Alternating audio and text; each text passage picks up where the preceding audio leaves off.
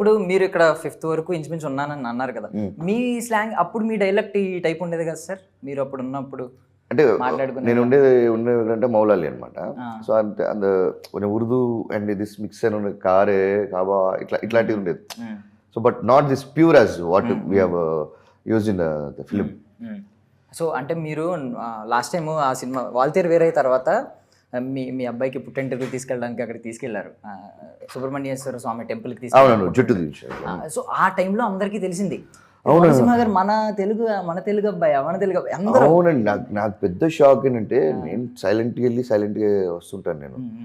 So ఏం జరిగిందంటే దిగి వెళ్ళి చేపించిన తర్వాత లిటరలీ ఒక 500 to 600 బైక్స్ ర్యాలీ లాగా స్టార్ట్ అయిపోయింది. ఇక్కడ అవినిగడ్డ నుంచి మోపిదేవి నుంచి నేను కోసూరు వరపాలెం అక్కడికి వెళ్ళి మా చుట్టాల వాళ్ళ ఇంట్లో వచ్చి నైట్ డిన్నర్ చేసుకుని వచ్చేంత వరకు ఫుల్ క్రౌడెడ్. ఎడ్లు బండి మీద ఎక్కించి తీసుకెళ్లారు. ఉమ్మై గాడ్ అని చెప్పి నాకు ఎందుకు ఇదంతా ఎందుకు వచ్చినట్టు చెప్తున్నారు లేక మొత్తం ఫ్లెక్స్ అంతా పెట్టేశారు వాళ్ళు.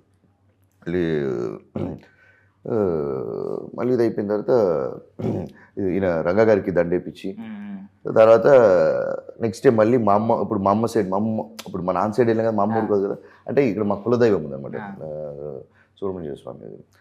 అక్కడికి వెళ్ళాలి అని చెప్పి చెన్నకేశ్వర స్వామి అక్కడికి వెళ్ళి పూజ చేపిద్దామని చెప్పి మళ్ళీ అక్కడికి వెళ్ళినప్పుడు అక్కడ కూడా న్యూస్ వెళ్ళిపోయింది. మళ్ళీ అక్కడ తరగటూరు నుంచి అక్కడ లిటరలీ అక్కడ ఒక 200 to 300 పీపుల్ ఫామ్ అయిపోయి మెయిన్ రోడ్ నుంచే లోపలికి తీసుకెళ్ళి గుళ్ళో ఇదంతా చూపించుకుని ఇదంతా చేశారు.